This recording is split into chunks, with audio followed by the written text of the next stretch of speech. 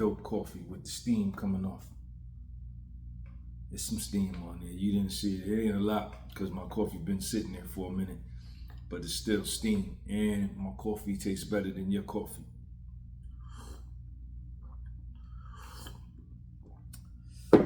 When I graduated high school in 1987, Clifton High School in Clifton, New Jersey.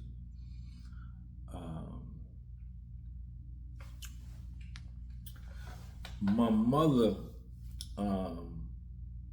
had always told me that I was going to go to college at Morris Brown College in Atlanta, Georgia, which was a historically black college. Where I grew up in North Jersey, I grew up in an all-white town and went to all-white public schools. For a lot of the times, I would be the only nigga in the class. In my graduating class of about 550 students, I was the only black male in the graduating class, and it was 2 other black females. So it was all white. I went, a lot of shit. We're talking about the 70s and 80s, right? So I didn't like it. In fact, I hated it because of the discrimination, getting called spook and porch monkey and nigger and tar baby and, you just name it. And I got called it. And, this was from first grade to my senior year in high school. I fought, I had a lot of fights. I used to fight all the time. There wasn't a week that went by that I wasn't called a nigga or whatever the case may be, getting pulled over by the cops, trying to come home when I began to drive, or just walking to the boys club, the cops pulling me over, asking me what I'm doing in Clifton. And I hated it, man. I hated it. And but I looked, when I was younger, I couldn't understand why my mother made me go to school, why we lived in Clifton, why I went to school in Clifton. It was nothing but white people there. I was the only nigga there. It was rough, man. It was tough, man. And but as I got older, right, and I looked at her situation.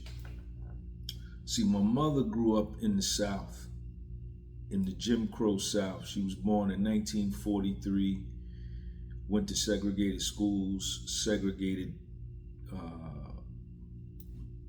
restaurants, segregation deep. This is in deep country ass Georgia. She picked cotton as a little girl. Blacks went to one school, whites went to one school, separate fountains. She talked about seeing the Ku Klux Klan and hearing stories about them pulling niggas out the house and beating them half to death. And she grew up in an era and in a time where, I think this is before, is that the Plessy versus, no, Brown versus the Board of Education, which was a landmark case about public facilities being separate and inherently unequal, right? All the way down to education. Actually, the Brown versus Board of Education was about education. So she saw and lived the unequal disparity between the education she got going to the segregated black school in Lincoln County, Georgia, which is about 30 minutes outside of Augusta, and it borders McCormick, South Carolina. And she saw the schools and the books that the white kids got to use and what they got to use. And I mean, how really much could you learn, I guess, from an academic standpoint, if the teacher that's teaching you, who's black, didn't get a decent education themselves, right? So this is what she went through, right? This is what she saw. She saw a lot of her brothers. I think my mother was one of like 9 or 11 kids, and she saw the boy children not even go to school, ever. Just when they got big enough to work in the field, they went to work in the field and never went to school. And she saw that. And I guess when it came to me, she said she made the decision that I'm gonna, because I know what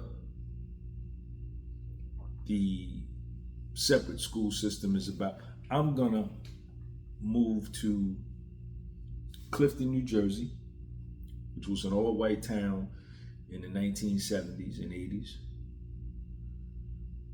And I'm gonna put my son in this school system with the white kids so that he can get the same education that they getting, so he could get a better education than what I got. Now, when she moved from Georgia to Jersey, she stopped in Passaic, New Jersey. She lived in Passaic, New Jersey on Hammond Avenue. And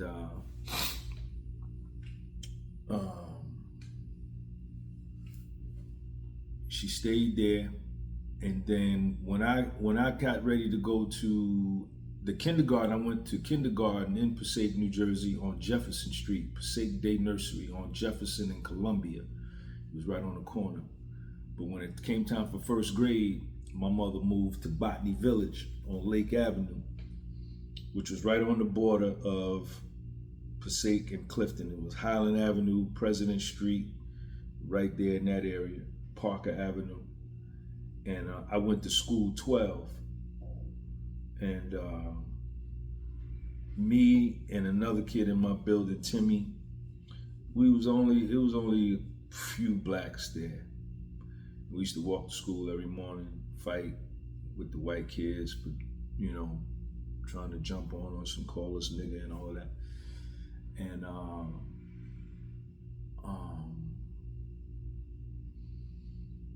that's what it was. And I went the first 3 grades there, and in the 4th grade, we moved up by Allwood Road and Clifton Avenue in Richfield Village, and I went to an elementary school, School 14. And when we moved up there, down on Lake Avenue in Botany Village, it was some niggas.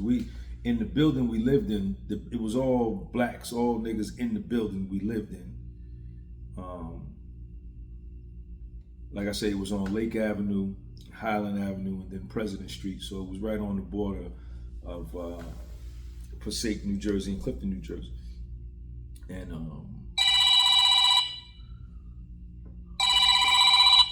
hold on.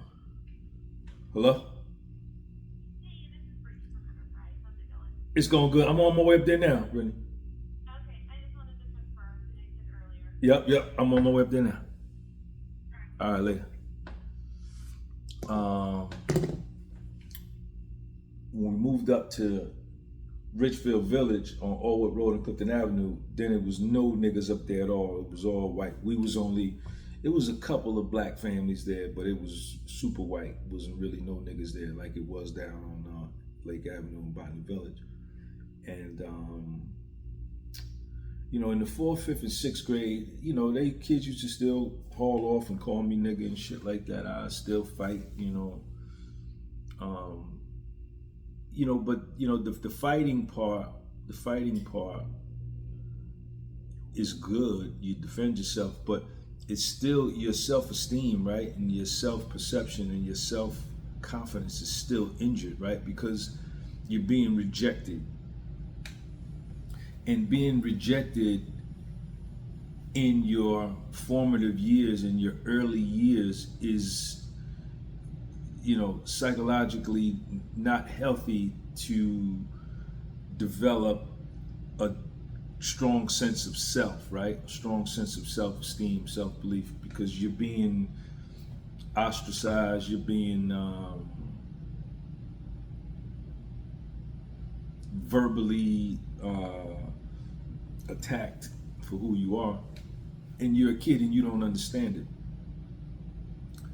So that contributed a lot to my low self-esteem growing up. Aside from some other stuff in my household,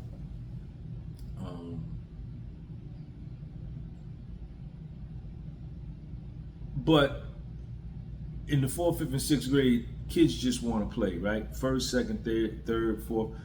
Kids don't know nothing about color or race or none of that other stuff and differences. You got a ball, I got a ball, let's play ball. And then the kids just play. But when I went into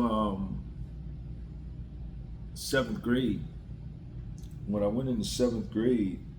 junior high school at Woodrow Wilson Junior High School in Clifton, then the attacks became more frequent, and I hated it. And I used to beg my mother, like, Ma, I don't want to go to school there. I don't want to go to school there. I want to go to school in Passaic, New Jersey, because Passaic was where all the blacks lived. She says no, because the state of New Jersey had taken over the schools in Passaic, New Jersey, that the kids couldn't even pass the minimum basic skills test, and that the education that they were getting, being that Passaic was an all-black town at that point, it was black, mostly black and Puerto Ricans. The Passaic, New Jersey that you see today in 2025 was nothing like the Passaic, New Jersey in the 70s and 80s. Passaic was an all-black town, had soul food restaurants and everything. And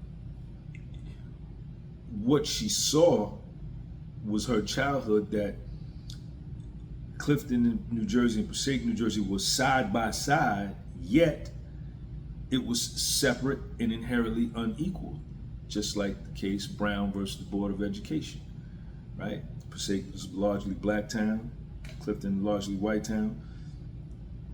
Clifton had better public facilities, better schools. Passaic had worse public facilities, worse schools. So even though we were in the north, in New Jersey, in the New York City metropolitan area, the same segregation was in effect and existed. And she was like, nah, Sean, because the kids down there ain't getting no good education. She says, you going up there, this was her words, you going up there to school with them crackers, with them white folks, and you gonna get you a good education. So then I said, well, I want to go to Paterson. Let me go to school in Paterson, New Jersey. And it was the same situation. In the 70s and 80s, Paterson was largely a black town, not too much no more.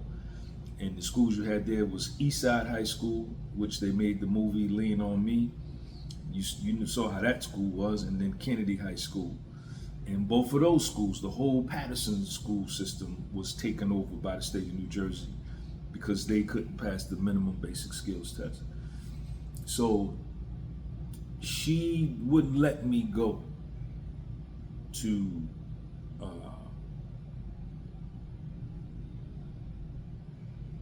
school in Passaic, New Jersey or Paterson, New Jersey, for those reasons. and I was mad with her. I didn't like it, and because I didn't understand it at the time. Because at the time, what I wanted was I wanted friends, right? I had some friends. There was some cool white boys. Now I got along with some cool white boys, some cool white girls. You know, there was some, not all. I can't sit up here and say, all of them was no good. That would be disingenuous on my part, and I wouldn't be honest. And I hung out with mostly Italian kids. I gravitated toward Italian kids, and the Italian kids gravitated toward me. That's just the way that it was. And so my closest friends that I chilled with was Italian kids. Um,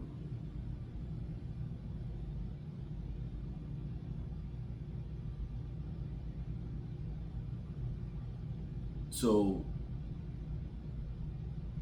that's what went on with that. So after so I finished high school. I was one thing about me in the first, second, and third grades. I was always an A student. I used to win all of the spelling bees. I used to win all of the math bees. I was the only nigga in the class. I used to win all of the spelling bees, all of the math bees, anything academic. Um, but I had behavior issues. My behavior was always bad. I was talkative. I just was bad. I was probably trying to get attention.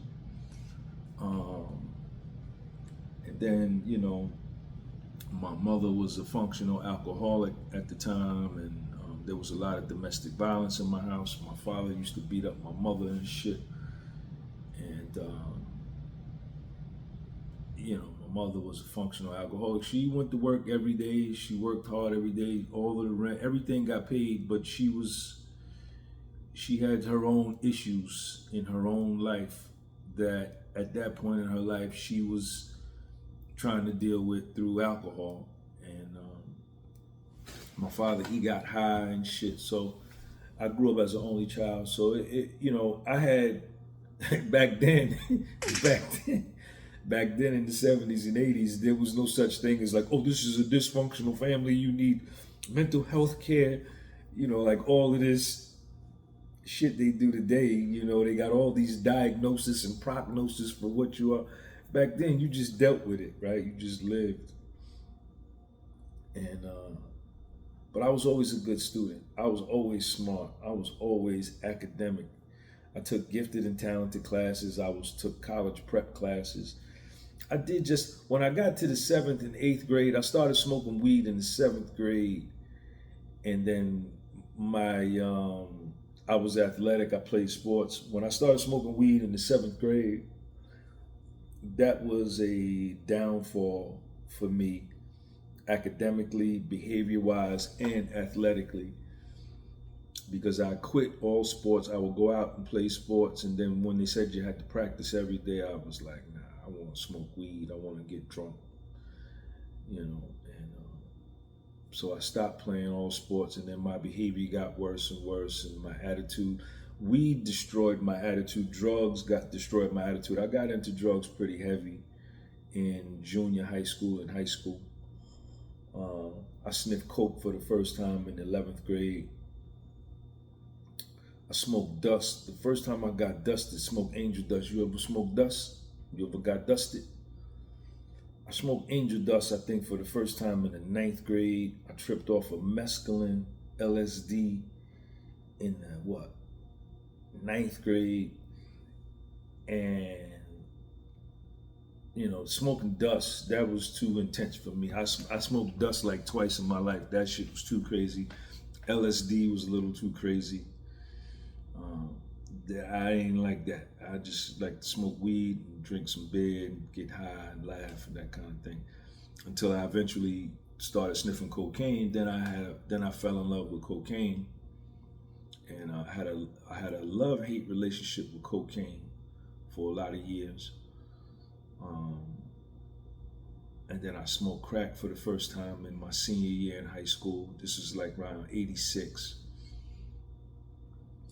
And I started sniffing a lot of blow heavy in 1988, 89, and 1990, and smoking crack. 1988, 1989, 1990, my life just went down and I was a disaster. My life had become a disaster. And I got clean. I got clean in October 16th of 1990. That's my clean date. I stopped drinking, I stopped getting high, I stopped smoking weed. I haven't gotten high since October 16th, 1990. Not even a sip of beer. I never relapsed. So we're talking about 34 years, 11 months,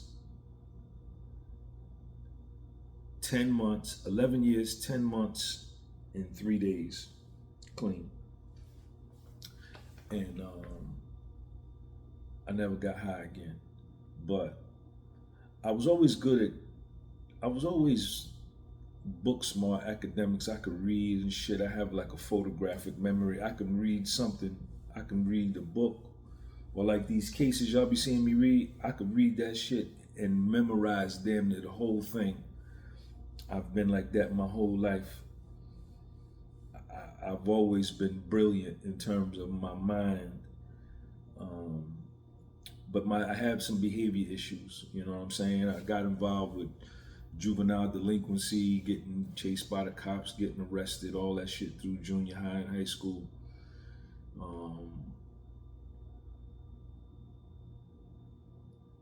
Going before Judge Ferranti in Paterson, New Jersey, almost getting sent to Jamesburg and all that kind of. But I made it through that, and then my mother, like I say, she always told me I was going to go to Morris Brown College in Atlanta, Georgia, which was a historically black college.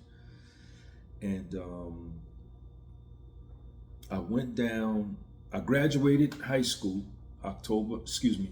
June of 1987. 2 months later, I was enrolled as a freshman in freshman orientation week in Atlanta, Georgia at Morris Brown College. I was 17 in March. I turned 18 in March, April, May, June, July, August. 5 months later, I was at college in a dorm at a historically black college in Atlanta. Morris Brown is the best school in the state of Georgia. You know why? Because I went there. That's why. Morris Brown College in Atlanta is the only institution in the state of Georgia of higher education that was founded by foundational black Americans for foundational black Americans. No other school in the state of Georgia can say that. Not one. Only us. And when I got to Atlanta, it was like a culture shock for me, man. Because Atlanta at that time, I don't know if it's like that now, I ain't been there. It was Chocolate City, man. Everybody was black. It was a black mayor. All the cops were black. All the firemen were black. All the DPW. You go into the bank, everybody in the bank, all the tellers, the bank managers, the platform, everybody. The majority of the city of Atlanta was black. And I was like, yo, this is crazy. But it was dope. And I remember we drove down. I found my dorm room. My mother hung around with me, got me in my dorm room, and we went over to the West End, by the West End Mall, and it was a bank over there at that time called First Atlanta.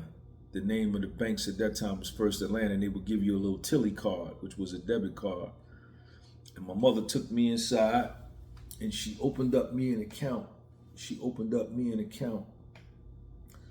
for $400, and she gave me the Tilly card, and we went out, and she bought me some stuff for the dorm, like sheets and pillows and shit like that, pillowcases. And I never will forget it, man. After she got me set up in the dorm, she looked at me and she said,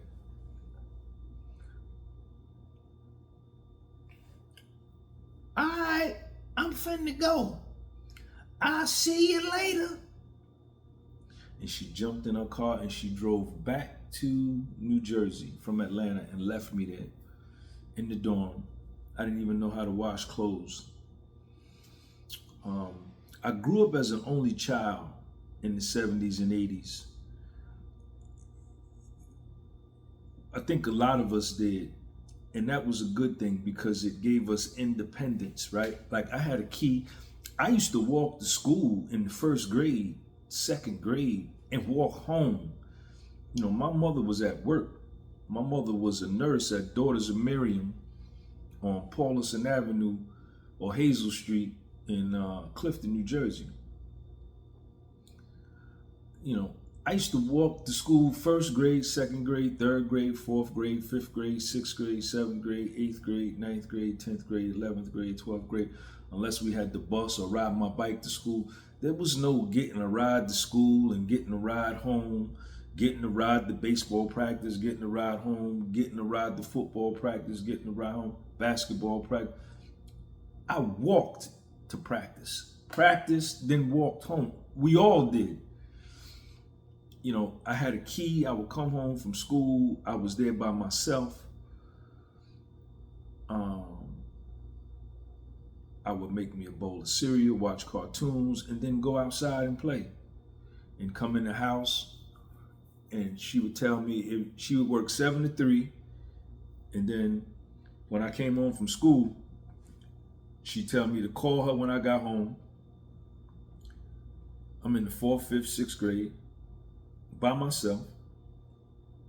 I would call her when I got home from school, when I walked home, and she said, "Well, I'm working a double today. I'm working from 3 to 11 now. I did 7 to 3. I'm gonna go 3 to 11. Make you some steakums." It used to be this food back in the day called steakums. She used to make you some steakums, put them in the toaster oven, or eat you some cereal or whatever. Or she would have maybe came home on her lunch and made me something to eat or something. But anyway, she wouldn't be home. And we would hang up the phone, and then I would go outside and play. And she would tell me to come in the house at like before it got dark and call her. And I would come in, take my bath, and go to bed. You know, talking to her on the phone a couple times while I'm getting myself together. She would get off at 11, and then I would be asleep by the time she got home. And then before she walked out the house, she had to be to work at 7. She would walk out of the house about 6:30. She would come wake me up to get ready for school. And then she would go out and go to work. So there would be like, and this would be like 7 days a week. So there would be like weeks. Yeah. Let's say in a week. 5 days a week, 6 days sometimes a week, sometimes 7, where I wouldn't even see her except when she would wake me up in the morning. Most of our communication was over the phone. And my mother used to tell you that all the time. Tell me that all the time. I raised you over the telephone. I raised you over the telephone.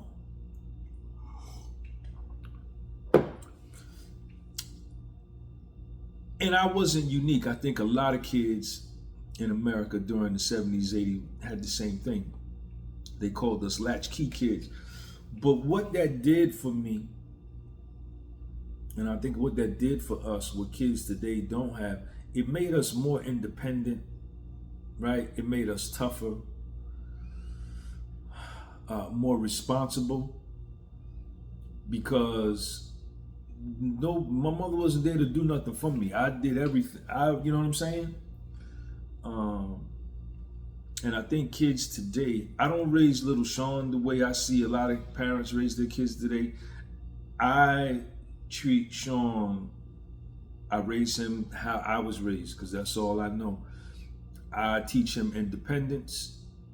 I teach him, I'm getting him ready. My son is 14. I'm getting him ready to leave me, not fucking live with me forever. No, nigga. No. You're gonna grow to be a man, and you got my name, we got the same name, and you're gonna represent us well, and you're gonna be a man amongst men.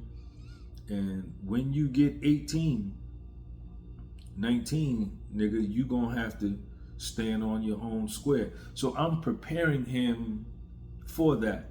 I make him do a lot of stuff. He makes his bed every morning.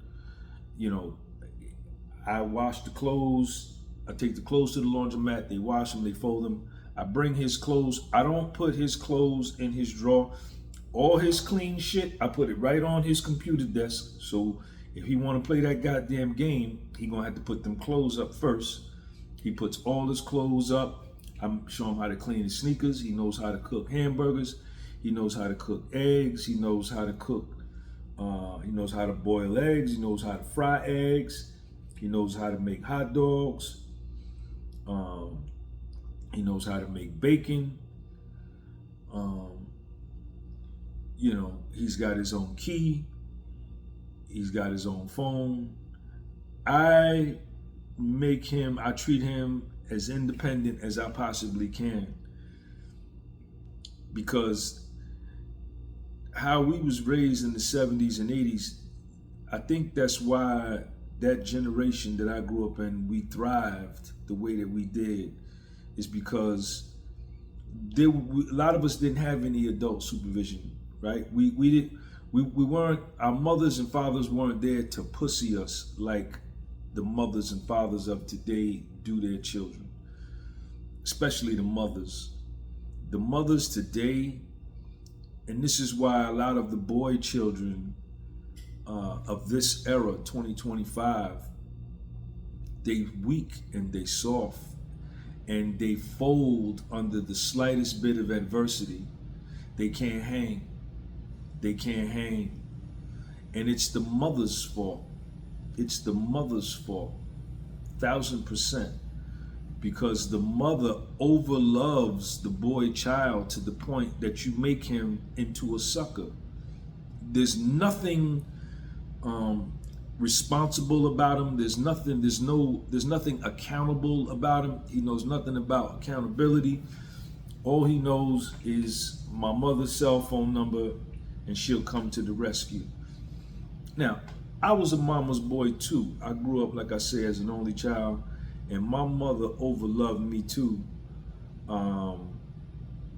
You know, she did a lot for me. She bought me a lot of shit.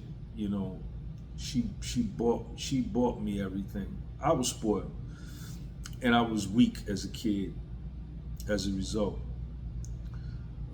But I was independent, like I had to be, because I was by myself most of the time. And but the kids today, that's why they ain't no good.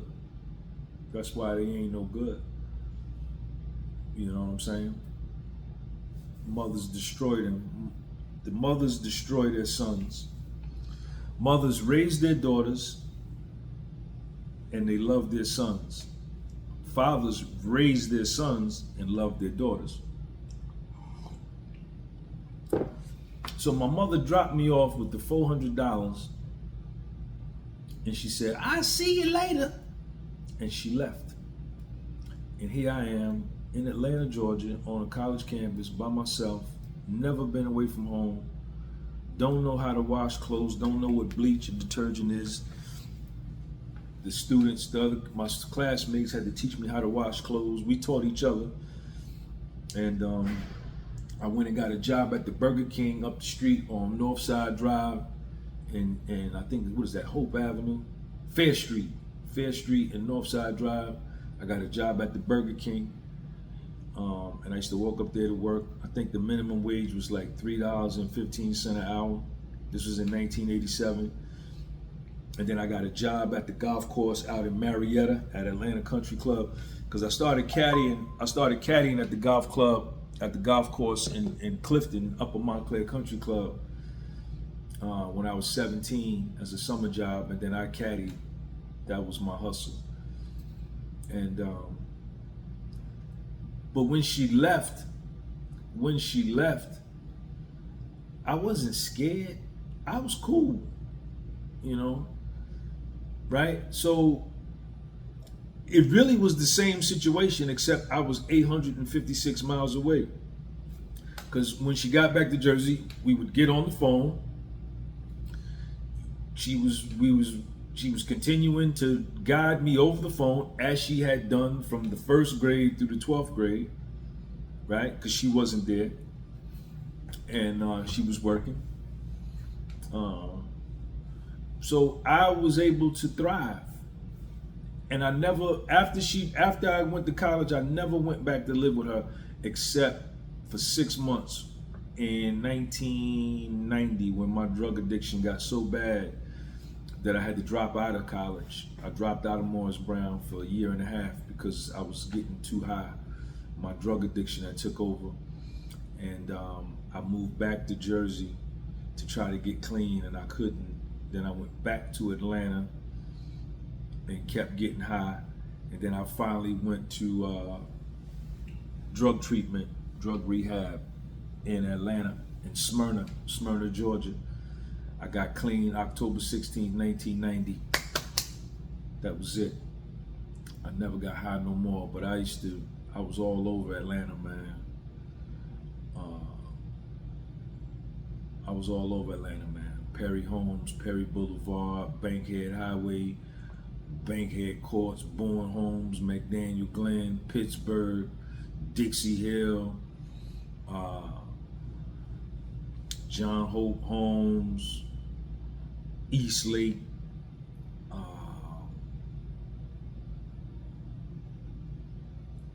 everywhere, man. Techwood, when the Techwood was the real Techwood, before they knocked it down by the Wendy's right there on North Avenue by Georgia Tech. I was getting high all over Atlanta, man. I'm lucky to even be alive. But I survived that. Same thing in Harlem. I was getting high in Harlem. I almost got killed a couple times, man, in Atlanta and in Harlem. But I survived that, and I made it, man. You know. But she gave me $400 and told me I'll see you later. And I talked to my man. I got my man from Canada. Shout out to my nigga RH. He tells me all the time. He said, Sean, man, your mother, I never looked at it this way, but he was telling me the whole time, like, Sean, your mother, you were like a project to her. You were like, your whole upbringing was a strategy that she implemented in you based upon her past mistakes, failures, and her life experience.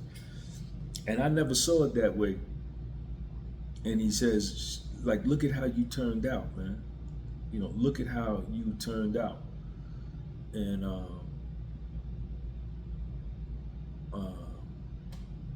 that's what he said. But yeah, man, she told me, I'll see you later.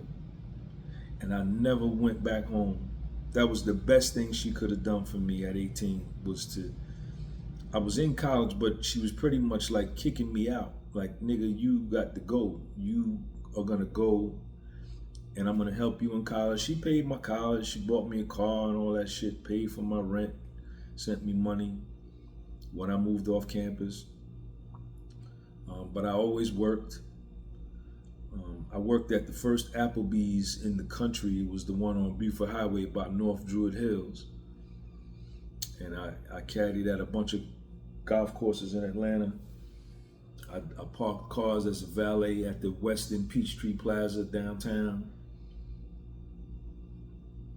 And I never went back home. Once I got on my own, I never went back. I never went back home. I've been out here living my life ever since. And had some struggles. I made some bad decisions when I was a young man, but what young man don't make bad decisions, right? What young woman don't make bad decisions? But I made it through, man. I'm here. I'm still here. 56 years old. I'm a success. I'm a great father. I'm a great father. I'm a great man. I'm a tremendous individual. I'm a strong motherfucker, man. Like all of my struggles and all my failures, man, have contributed to my strength. And I wouldn't change nothing in the world, man. I wouldn't change nothing. I don't want to be nobody else. I don't want to change nothing. If God came down and sun, moon, and stars came down and said, Sean, look, man, I'm gonna give you a chance to run it back, man. I'm gonna give you a chance to do it over. I could bring you back. You could be whatever you want to be. You could be a rich white man, rich Saudi prince, rich Chinese oligarch, Russian African king, whatever. I said, nah, man. Make me a nigga all over again. Let's run this thing back, man. Make me the foundational Black American male again. Let's run this thing back. And like going to Morris Brown, man, that was a game changing. Like going to a historically Black college. That was very, very key in my development, and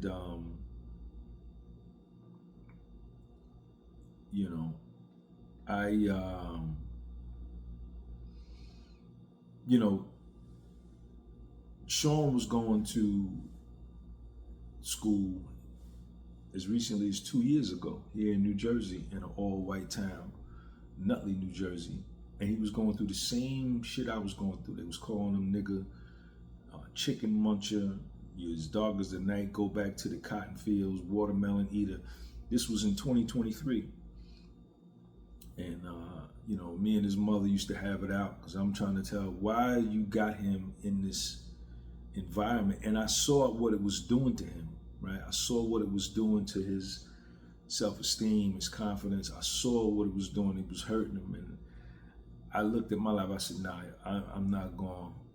We're not doing this again. And I asked her, like, yo, let him come to go to school by me in Bloomfield, New Jersey, which is way more diverse, right? You got 25% Black, 27% white, 40% Spanish, and about 12 or 13% Asian. So Bloomfield, New Jersey is very diverse. When he was going to school in Nutley, I think Nutley's like 93% white. He was the same shit, the only nigga in the class, wasn't doing good, failing classes and shit, you know what I'm saying? And then I'm constantly going up to the school, and I told him, you know what I'm saying, we had went there, it got ugly, man, because when I was trying to get his mother to tell him to get him up out of there, she files a restraining order against me on some bullshit to keep him there. He didn't want to go there. I didn't want him to go there. And he used to tell her I don't want to go there. But she, you know what I'm saying, going to do what she want to do. So I took her to court. I filed a motion with the court in Newark, family court. And we went down there to the judge, and I hired a lawyer. And we went down there and told the judge was a white lady, what Sean was going through in school. And she hired a lawyer to try to keep him there because I believe she was just trying to hurt me, right? Because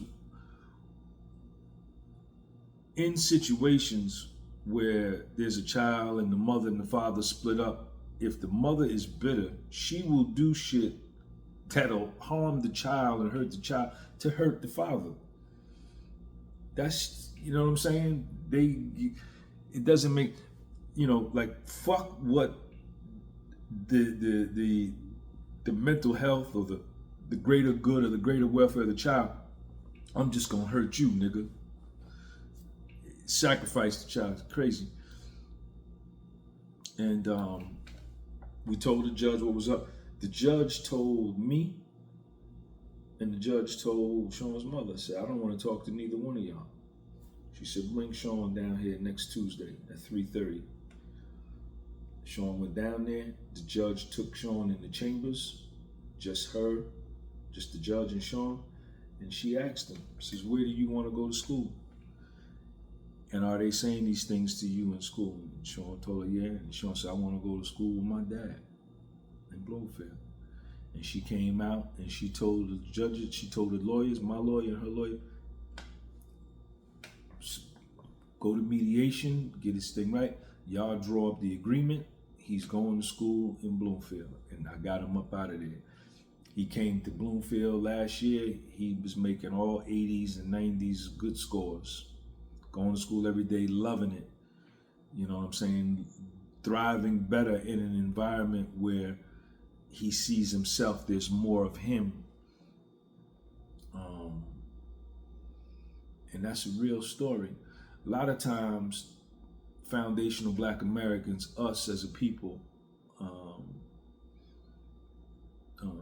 I'm not African, I'm not a Caribbean Black, I'm not Puerto Rican or Dominican or Cuban or Haitian or Jamaican, I'm not a Caribbean Black, and I'm not a Black from Africa, I'm the real nigga soul brother, the foundational Black American from America that was here before the Pilgrims got here.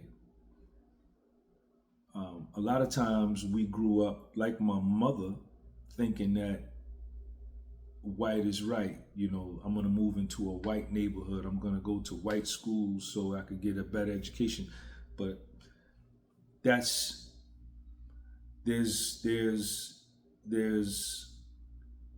drawbacks to that too, several that may overpower whatever benefit you think you may be receiving. Because if a child's self-esteem is getting damaged and their self-confidence is getting damaged and their self-worth is being plummeted, you can't learn in that type of environment anyway. You can't, if when I was going to school, every day I went to school, I was going to a hostile environment against me. Every day Sean was going to school, he was going to a hostile environment. That is not a fertile soil of a good ground to learn. You know what I'm saying? No, because if you got to worry about the hostility and that's on your mind, how can you focus on algebra or reading and comprehension? But that's the way a lot of us were raised coming up. And obviously my mother was that way too. You know, if you're white, it's all right. If you're black, you get back. If you're brown, you stick around. But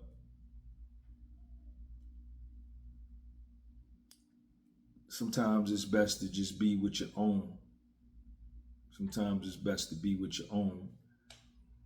Not go to subpar, below average, not sacrificing any quality, but shit, homeschooling is a good thing too, man. You know. But anyway, man, when I got to Morris Brown, that was game changing, man. Atlanta was live, man. When I got there in '87, I went to the first Freaknik in 1988 in Washington Park, right by Washington High School on the corner of Ashby Street and Martin Luther King, behind the Ashby Street MARTA station. It's a park back there. That was the first Freaknik ever. I got so drunk I had to walk back up to Wilkes Hall, walk back up to the dorm by Morris Brown and lay down. I got too drunk. Yep. But I did good in Atlanta, man. Then I moved back to Jersey, and that's it. I'm finna go now. I'm chilling now. Nigga chilling like Matt Dillon, ain't robbing, ain't stealing. My coffee done got cold.